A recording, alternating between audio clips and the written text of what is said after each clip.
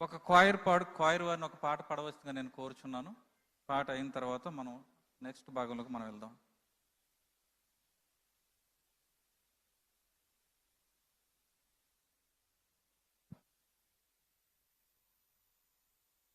మనందరం కూడా లేచి నిలబడి మన రాష్ట్ర ముఖ్యమంత్రి గారు శ్రీ నారా చంద్రబాబు నాయుడు గారు వస్తూ ఉండగా అందరం కూడా లేచి నిలబడి 2 చేతులతో చప్పట్లు కొడుతూ సార్ను మనం ఆహ్వానించుకుందాం.